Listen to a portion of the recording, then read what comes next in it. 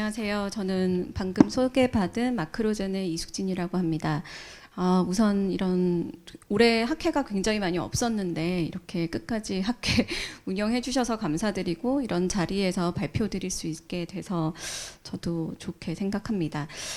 제가 오늘 말씀드리려고 하는 것들은 마이크로바이옴이라는 주제입니다. 앞서서 이민섭 대표님께서 사람을 정확하게 이해하기 위해선 지놈이 굉장히 큰 이제 기본이 된다라는 말씀에 저 또한 그거에 대해서 굉장히 믿고 있는 한 사람이기 때문에 동의하지만 저는 한 가지 조금 더 추가해서 말씀드리고자 하는 것들이 우리가 지놈만 이해해서는 그 사람을 전체 이해할 수는 없다. 그래서 최근에 화두가 굉장히 많이 되고 있는 이제 마이크로바이옴이라는 것들이 우리에게 굉장히 중요한 화두로 되어 있어서 그것들과 면역이라는 키워드가 어떻게 연관이 되고 있는지를 소개드리도록 하겠습니다. 뻔한 이야기긴 하지만 저는 화두를 코비드 19이라고 이제 얘기를 했는데요. 지금도 여전히 확진자가 굉장히 많이 증가되고 있고 올해 초만 하더라도 곧 끝나겠지, 마스크 벗을 수 있겠지 했지만 지금 이 순간에도 더 심화되는 상황이고 앞으로 당분간은 어쩌면 계속해서 같이 가야 되는 어떤 주제일 것 같습니다. 그래서 더 이상 이제 사람들이 그동안 저는 굉장히 많은 건강 정보나 여러 가지 데이터들을 통해서 건강해야 된다, 건강하기 위한 준비를 해야 된다는 얘기는 우리가 이제 시작하는 얘기가 아닐 테지만 코비드 19으로 인해서 굉장히 우리가 직접적으로 실감하게 되는 계기가 아니었나라는 생각을 하고 있습니다. 그 얘기를 하면서 전부 다 이제 올해는 우리가 타고난 어떤 질병이나 유전적 질환 그리고 흔히 겪으면서 지내가는 대사질환들의 대부분 초점이 맞춰져 있다가 올해는 이 바이러스 하나가 면역이라는 키워드를 굉장히 키워지는 한 해였다고 생각을 합니다. 그래서 이 면역이라는 것들은 우리가 외부로부터 노출되어 있는 바이러스들인지 균에 대해서 우리가 일단 막아내보자라고 하는 것들인데요. 이 면역이라는 것들은 70% 면역세포의 70%가 장에 분포가 돼 있고 특히나 장 중에서도 장의 점막에 분포가 돼 있는 것들이 많이 알려져 있기 때문에 우리가 어떻게 면역세포가 액티베이션 되고 그리고 그런 것들이 메커니즘이 돌아가는지를 알기 위해서는 장을 정확하게 이해할 필요가 있다. 그리고 그 안에 있는 장내 세균들을 같이 이해할 필요가 있다라는 얘기를 할 수 있겠습니다. 그래서 이제 장내 세균이라고 얘기를 하면 마이크로바이옴이라는 단어를 많이 쓰게 되는데요. 마이크로바이옴은 지놈은 우리 생명체가 가지고 있는 전체 유전체의 전체 서열이라고 본다면 마이크로바이옴은 어떤 호스트에 존재하는 마이크로바이오타의 전체 유전체 서열을 의미하게 됩니다. 이 용어를 쓰이게 된 것들은 2001년부터 쓰여지게 됐는데 어떤 특정 환경에 존재하는 미생물 유전체의 총합이다라고 얘기를 하고 있고요. 유전체 개수만 보게 되면은 휴먼의 경우에는 사람이 가지고 있는 3만여 개의 유전체 개수에 비해서 우리 몸 안에 있는 미생물들의 유전체가 훨씬 더 많은 양을 가지고 있다라는 것들이라서 우리는 99%의 미생물로 이루어진 것과 진배 없다라는 얘기를 하는 분들도 굉장히 많아지고 계십니다. 그래서 마이크로바이옴이랑 지놈을 조금 구분해서 말씀을 드리면 앞서 말씀드렸던 것처럼 지놈은 부모님으로부터 우리가 태어날 때 물려받는 것들이고 쉽게 사실상 변하지는 않습니다.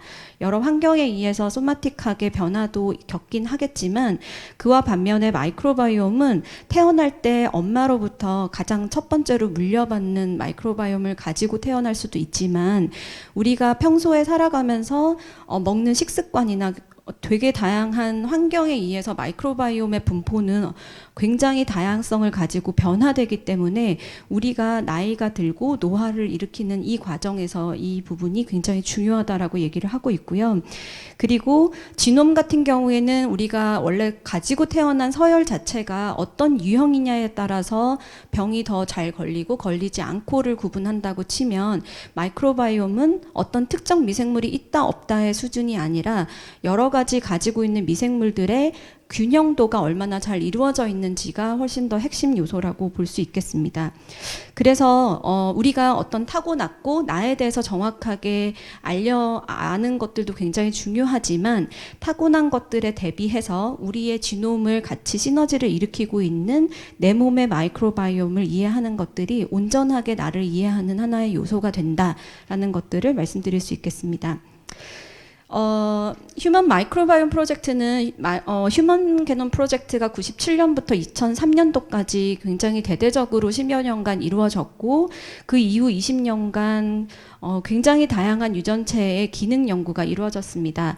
휴먼 마이크로바이옴 프로젝트는 휴먼 지놈 프로젝트가 끝난 다음 각각의 과연 사람들이 가지고 있는 각각의 장기와 여러 가지의 스팟들이 어떤 균들이 주로 분포해 있는지에 대한 마이크로바이옴의 지도를 밝히는 일이 되었었습니다. 여기 그림에 보시는 것처럼 우리가 가지고 있는 모든 장기들에 따라서 지놈은 사실상 동일한 세포와 어떤 동일한 지놈을 가지고 있는 것과 다르게 마이크로바이옴은 각각의 오르가니즘마다 주로 분포하는 분포가 훨씬 더 다르다라는 것들을 저희가 이해할 수 있게 되었고 아주 건강한 사람들이 가지고 있는 마이크로바이옴의 패턴과 그리고 실질적으로 불균형이 이루어진 사람들의 각각의 패턴들이 어떤 균들이 우점하게 변화되는지에 대한 어떤 기준을 마련하게 된 계기가 되겠습니다. 그래서 어떤 퍼스널 지노믹스, 퍼스널 헬스케어라고 얘기를 한다라고 하면 오른쪽에 보시는 것처럼 이제 지놈은 굉장히 사람들마다 물론 다르고 인종별로도 차이를 보이고는 있지만 그것들에 비해서 바이옴의 포션은 인종 안에서도 그리고 가족 구성원 안에서도 굉장히 다른 패턴을 가진다라고 보실 수 있겠습니다. 그리고 18년도에 JP 모건 헬스케어 컨퍼런스에서 빌 게이츠가 앞으로의 세상은 세 가지가 굉장히 중요해질 것이다. 이 세 가지에 집중해야 된다라고 얘기를 하면서 세 가지를 꼽게 되었는데요. 그러니까 첫 번째는 면역입니다. 오늘의 키워드이기도 하지만 어찌되었건 암을 정복하기 위한 여러 가지 키워드들조차도 이런 항암을 겪고 있는 사람들의 면역을 관리해주는 것들이 굉장히 중요하다라는 거 하나. 그다음에 알츠하이머 치료제를 개발하는 것들이 우리가 앞으로 해야 될 일이다라고 하면서 뇌 건강이 굉장히 중요하다. 그리고 장내 마이크로바이옴이 굉장히 중요하다. 세 가지 키워드를 잡게 되었는데 사실상 장 건강이라고 하는 것들이 이 뇌와 면역과도 굉장히 밀접하게 연관되어 있다라는 보고들은 계속해서 나오고 있기 때문에 저는 이 부분에 대해서 주목하게 되었습니다. 똑같은 말씀이지만 제 몸무게 2kg가 이제 장내 미생물 거기 때문에 전 늘 몸무게를 2kg 빼고 어디다가 얘기를 하고 싶을 정도인데요. 그 정도로 우리 몸에 있는 이제 미생물들 중에서 장내에 굉장히 많이 가지고 있고 이 안에는 우리가 먹는 식이섬유들이라고 하는 것들이 인체가 소화할 수 없는 여러 가지 식이섬유들을 마이크로바이옴이 생성하는 효소들에 의해서 분해시키기도 하고 그걸로부터 에너지를 얻기도 하고요. 그리고 여러 가지 흡수 반응이라든지 그다음에 발효 과정이라든지 이런 부분들에 대해서 굉장히 장 내에서 엄청난 활동을 일으키고 있다라고 볼 수 있겠습니다. 그래서 지놈도 사실은 이제 여기서 보시면 장내 미생물은 그러면 뭐에 의해서 이렇게 차이가 나냐라고 하게 되면은 가장 큰 부분이 역시나 똑같은 키워드인 다이어트입니다. 내가 무엇을 먹는지에 따라서 내 몸 안에 있는 장내 미생물이 굉장히 빈번하게 달라지고 두 번째 가장 큰 역할을 하는 것들이 항생제 복용입니다. 우리가 흔히 항생제를 아주 시비어한 질병을 가진 사람이 아니면 루틴하게 반복하지는 않지만 항생제를 복용하고 나면 급격하게 장내 미생물이 변화될 정도로 가장 주요한 키워드가 뭐냐라고 꼽아본다면 우리가 먹는 것 그리고 항생제 복용에 대해서 굉장히 크게 요인을 가져가고 있고 그렇다면 두 번째 질문은 얼마나 자주 바뀌지? 라는 겁니다.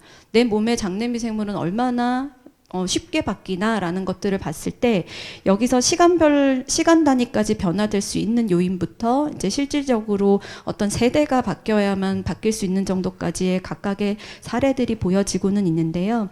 굉장히 급격하게 우리가 시기를 변화시키지 않는다면 사실상 쉽게 변하지는 않고 갑자기 급격한 시기 변화를 했더라도 그걸 지속적으로 유지하지 않는다면 장내 미생물 역시나 계속 회복성이 굉장히 강하기 때문에 쉽게 돌아올 수밖에 없다라는 것들이 여전히 쉽게 풀리지 않을 우리의 건강 문제라고 생각할 수 있겠습니다.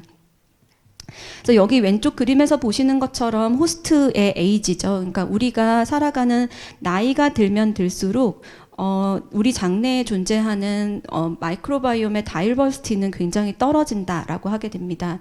이 다이버시티가 떨어진다라는 것들이 왜 중요하냐라고 하면 장내 미생물들이 하는 역할들이 제각각 다 다릅니다.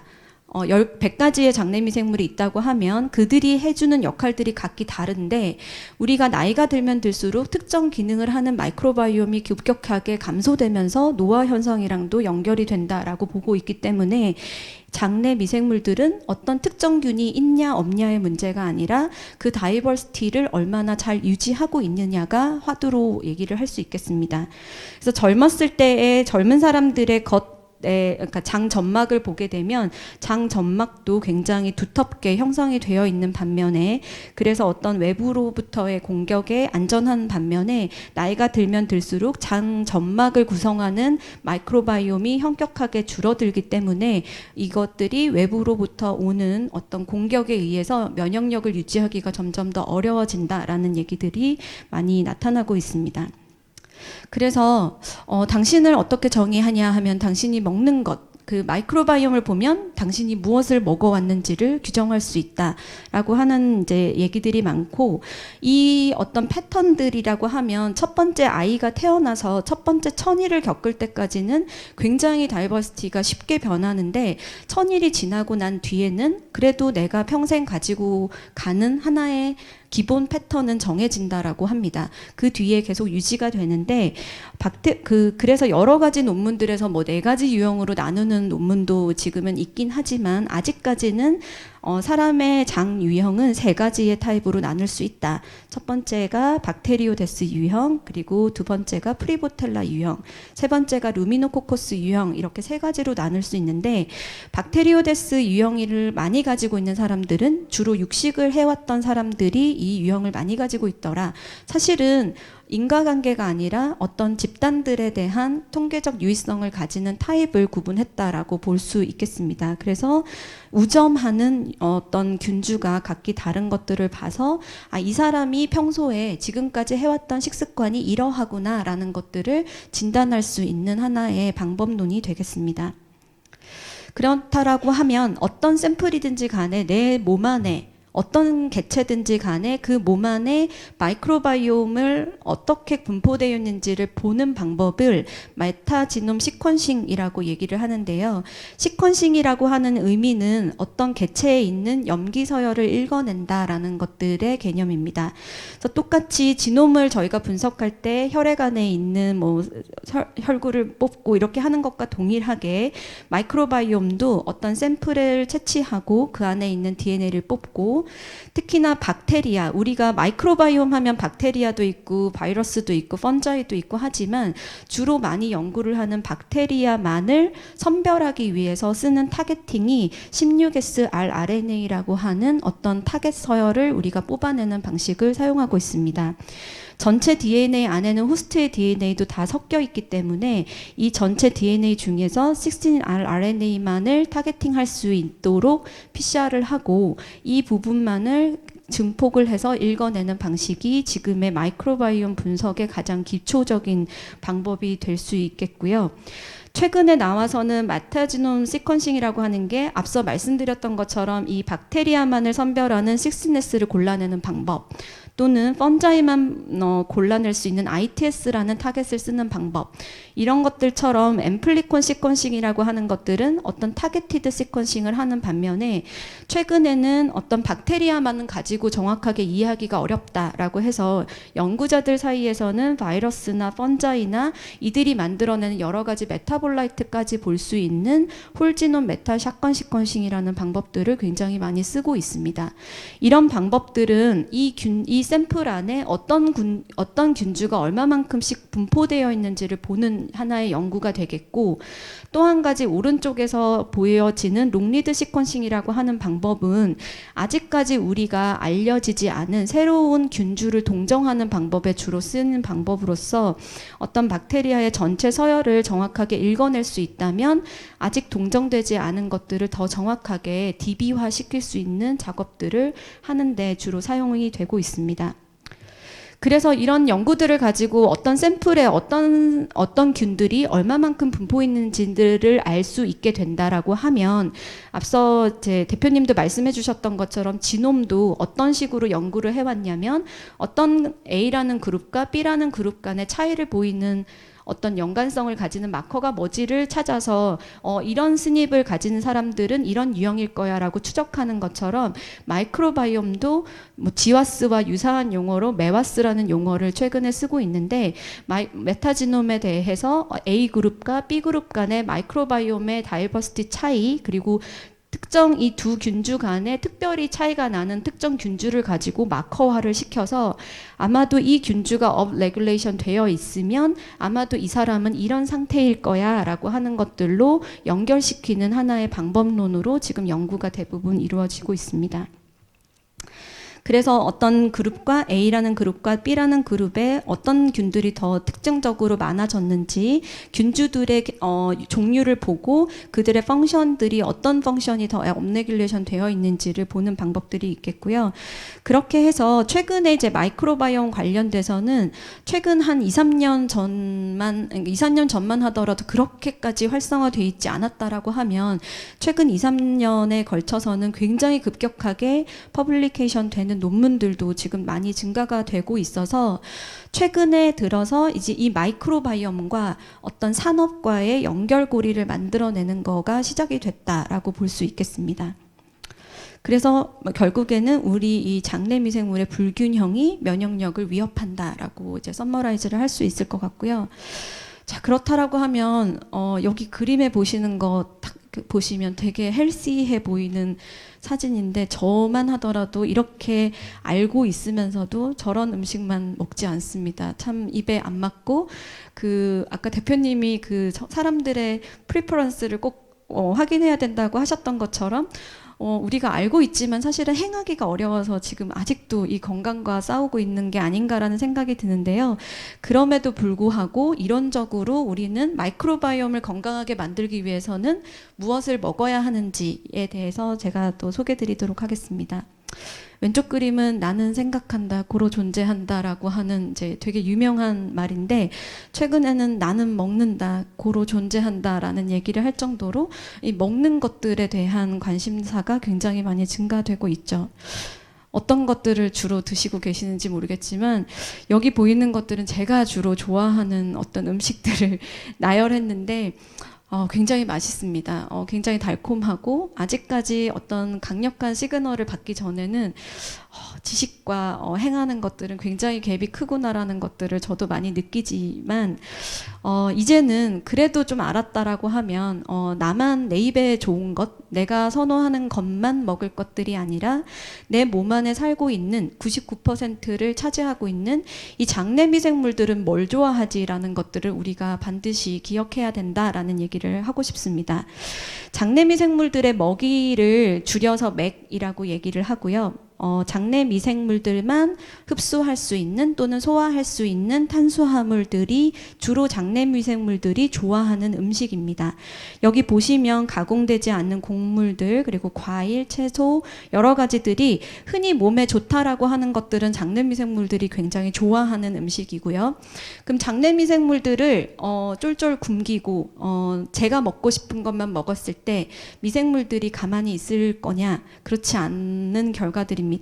왼쪽에서 보시는 B 그림은 건강한 사람들의 장 점막의 두께를 보신다면은 사실상 굉장히 섬유질이 부족한 식사를 했을 때는 장 점막이 동일한 사람 연령대에서도 굉장히 많이 축소되어 있는 것들을 볼 수 있습니다. 이 얘기는 뭐냐면, 우리가 우리 몸에 있는 장내 미생물들에게 먹이를 공급하지 않으면 그들은 가만히 있는 것이 아니라 우리 장 점막을 계속 갉아먹고 있다. 그래서 내 장 점막 점막을 계속 얇게 얇게 만들고 있다라는 것들을 우리가 반드시 기억해야 될 것 같고, 그럼 장 점막이 없으면 어떻게 되냐라는 것들이죠. 앞서 말씀드렸던 것처럼 그렇지 않아도 노화가 되면서 자연적으로 계속 장 점막은 약해지고 있는데, 이 외부로부터 이런 독소들이 타이트하게 막지를 못하고 장 누수 증후군이라는 얘기를 할 정도로 이 장을 통과해서 혈액 내로 들어가게 되면 혈액을 타고 전신을 통과하면서 전신에 있는 모든 어떤 기능들을 저희가 망가뜨린다라고 하고 있기 때문에 이 장 점막에 대한 건강도를 유지하는 게 굉장히 중요하다라고 얘기를 하고 있습니다. 그렇다라고 하면 식습관을 과연 변화시키면 장내 미생물들이 변화되나라는 것들에 대한 어떤 추정 연구 그리고 중계 연구들이 굉장히 많이 나오고 있고, 저는 그 한 사례를 말씀드리려고 합니다. 일단 우리가 먹는 것들에 대해서 마이크로바이옴의 변화가 일어나게 되고, 이 마이크로바이옴의 변화가 우리 유전체가 가지고 있는 기능들을 업레귤레이션 시키기도 하고 인액티베이션 시키기도 하는 상호작용이 일어나게 됩니다.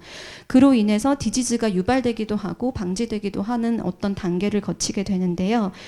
단순히 단백질이다라고 하게 되면 플랜트로부터 추출된 단백질이냐 아니면 동물성 단백질만을 섭취했냐, 물론 이게 OX 개념은 아니기 때문에 어떤 것들이 더 선호되었냐의 문제이긴 하겠지만, 플랜트 프로틴을 흡수했을 때는 굉장히 이 뭐라고 해야 되나, 유용한 대사산물이라고 하는 단일 짧은 지방사슬산이라고 하는 이런 물질들이 굉장히 증가되는 반면에 애니멀 프로틴들이 더 압도적으로 높게 섭취되게 되면 TMA라든지 이제 SCF가 굉장히 줄어드는 패턴들을 봤을 때는 우리가 실질적으로 혈액 내에 콜레스테롤을 축적시키는 것들을 유발하는 이런 물질들이 계속 증가된다라는 것들을 봤을 때, 이 어떤 섭취에 의해서 마이크로바이옴이 변화되고 마이크로바이옴이 생성하는 부산물에 의해서 우리의 메커니즘이 망가지는 어떤 이런 단계들을 보실 수 있겠습니다. 그래서 여러 가지 사례들인데 넌 다이제스티브, 그러니까 우리가 쉽게 소화하지 못하는 아까 맥이라고 했던 맥을 섭취했을 경우에는 부틸산을 만들어내는 균들이 굉장히 많이 증가하는 것들을 알 수가 있고, 프로바이오틱스 또한 그렇고, 뭐 폴리페놀 같은 이제 안티옥시던트 같은 경우에도 대장균이라든지 살모넬라들은 굉장히 줄어들게 만들고, 그렇지 않은 유익균들은 굉장히 증가시키는 이러한 이제 패턴들을 볼 수가 있겠습니다. 그렇다고 하면 장내 미생물이 변화되는 거는 좋은데, 그러면 면역에 대한 연결고리들이 과연 있을까를 보게 되면 여러 가지 면역을 트래킹할 수 있는 수치들을 이제 저희가 이제 논문에서 봤을 때 단순히 보게 되더라도 불포화 지방산과 포화 지방산을 보더라도 면역력과 관련된 수치들이 굉장히 이 부분에서는 이제 액티베이션 돼 있고 줄어들어 있고 하는 변화들을 봤을 때, 장내 미생물이 단순히 증가되고 줄어드는 것들이 거기서 그치는 것들이 아니라 면역과 직접적으로 연관이 굉장히 많이 되어 있다라는 거를 객관적인 수치로 볼 수 있겠습니다. 네, 비슷한 얘기들이고요. 그래서 실질적으로 장내 미생물에 의해서 이제 면역 작용이 일어나는데, 우리가 1차적으로 일어나는 면역 작용들은 장 점막에서 대부분은 일어나게 됩니다.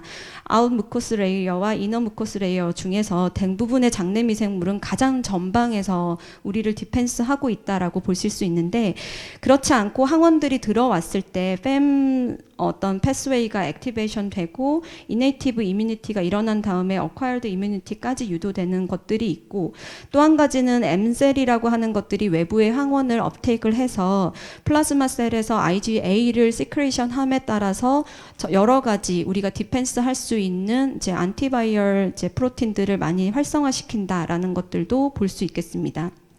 그래서 이런 과정에서 덴드리틱 셀이 이런 항원들, 외부의 독소들을 캐치업해서 이것들을 이제 면역 반응을 일으키기 위해서는 장내 세균에서만 특이적으로 분포하게 되는 ERG라고 하는 이런 세포들을 만들어내게 되는데, 장내 미생물들 중에서 특히나 이제 SCF를 많이 만들어내는 균들은 이 TERG라고 하는 이런 세포들의 분화를 굉장히 촉진시킨다라는 것들이 장내 미생물들이 실질적으로 면역 과정에 어떤 메커니즘으로 액티베이션을 시키고 있는지를 얘기해주는 사례이기도 합니다. 네, 돌고 돌았는데 그래서 뭘 먹을 거냐 했는데 어떤 교수님이 하시는 말씀을 차용했습니다. 그 교수님이 빅맥, 맥도날드, 이게 밝혀도 되나요? 이게 뭐 맥도날드의 빅맥을 딱 가지고 오셔서 우리는 지금부터 빅맥 다이어트를 해야 됩니다 해서 굉장히 솔깃했는데 빅맥이 그 빅맥이 아니라 이제 맥이 많은 제품들을 우리가 먹어야 된다라는 것들이고요.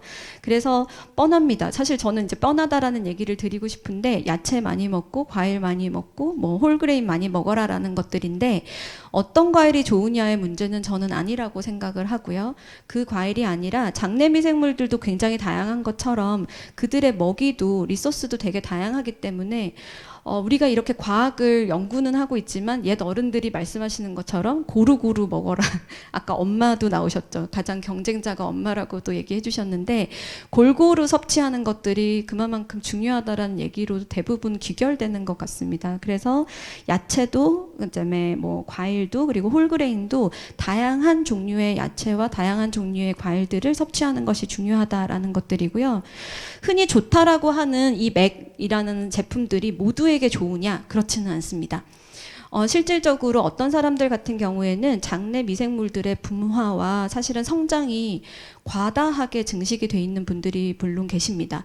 이거는 선천적인 이유일지도 있고 그렇지 않은 경우도 있겠지만 과다하게 소장내에 그러니까 장내에 과다한 미생물들이 성장이 돼서 이게 대장 안에서만 머물러야 되는 미생물들이 소장으로 침범하게 되면서 굉장히 많은 가스를 분출시키게 되고 열심히 식이섬유를 먹긴 하지만 여전히 해결되지 않는 장 트러블들을 가지고 있는 것들은 사람들마다 지금의 상태가 다를 수 있기 때문이다라는 것들이고요. 이런 분들한테는 되려 좀 몸에 좋다라고 하는 맥이 되려 독이 될 수 있고 이분들한테는 맥이 적은 음식들을 먼저 먹게 하는 것들이 저희가 이제 조금 더 세분화 시켜야 되는 그러니까 로우 포드맵 다이어트라는 것들을 얘기를 하는데 맥을 제한하고 우선 제균 치료라든지 장내 배설 밸런스를 다시 한 다음에 다시 몸에 좋다라고 하는 맥을 섭취하도록 유도해야 된다라는 것들입니다. 그래서 거의 마지막인데 이런 것들을 그러면 알려면 어떻게 해야 되냐? 많은 기술이 발전이 돼서 모두가 여기 계신 모든 분들이 내 몸 안에 장내 미생물들은 어떻게 분포되어 있지? 어떤 견들이 우점되어 있지? 그리고 엔테로타입은 뭐지? 여러 가지들을 볼 수 있는 여러 가지 툴들이 많이 개발이 되어 있고 국내에도 많은 회사들이 이런 서비스를 현재 진행하고 있습니다. 그래서 적어도 이 검사를 하고 나서 당신에게 맞는 어떤 제품이 이겁니다. 이거를 드셔야 됩니다라는 하는 연결고리는 저는 아직은 좀 부족하다라고 생각을 합니다. 이거는 훨씬 더 많은 데이터가 쌓여야 하고 연관성이 보여야 함에도 불구하고 지금의 나의 상태를 알 수 있는 툴이 생겼다라고 하면 어떤 시기를 섭취하고 하기 전과 후의 변화를 트래킹해 보면서 나에게 맞는 식단이 이러하구나라는 것들을 하나의 모니터링 도구로 쓸 수 있다라는 것들을 말씀드리고 싶습니다. 그래서 말씀드린 것들은 우선은 무조건 유산균이나 사실은 좋은 몸에 좋은 음식들을 먹는 것들부터 우선할 것이 아니라 나에 대해서 정확하게 진단을 먼저 하고 그 부분들에 대해서 내 단계에 따른 어떤 리뉴얼 를 꼭 하시기를 권장드리고 싶은 것들이 굉장히 척박한 땅에 아무리 좋은 씨앗을 뿌린다고 해서 결코 크지 않는 것처럼 내 장내 미생물들이 클 수 있는 환경을 만든 다음에 그 뒤에 좋은 유산균을 섭취하고 여러 가지 프로바이오틱스든 여러 가지 서플리멘트를 공급하는 것들이 우리가 조금 더 현명하게 건강을 유지할 수 있는 방법이라고 생각이 들고요. 저는 이런 동그란 아이 키우면서 처음에 이유식하고 할 때 이 플레이트를 쓰다가 잠시 필요가 없어서 넣어뒀다가 사실 이런 세미나를 준비하면서 늘 반성을 하게 됩니다. 그래서 다시 이걸 꺼내서 저희 아이와 저는 제가 좋아하는 음식 반 담고 장내 미생물이 좋아할 것 같은 음식 반 담고 요 플레이트에 요만큼이라도 먹어보자라는 것들이 사실은 저희가 먼저 해볼 수 있는 하나의 시작이라고 생각이 들고요. 앞서 말씀드렸던 것처럼 사실 몰라서 안 하는 것들은 아니기 때문에 오늘도 AI 기반도 그렇고 여러 가지 연구 선생님들이 연구를 통해서 정말 많은 로직과 툴과 그리고 모니터링 할 수 있는 것 그리고 맞춤형 식단을 제안하시는 솔루션까지도 다 알게 되었지만 이것들을 어떻게 소비자들이 또는 고객들이 또는 일반인들이 어떻게 이걸 정말로 즐기면서 해보게 할 것인가 이게 산업계가 가지고 있는 하나의 숙제인 것 같고요. 저희는 그 많이 연구해 주시는 것들을 산업으로 연결시킬 수 있는 연결고리의 역할을 더 해보겠습니다. 네, 발표 마치겠습니다. 감사합니다.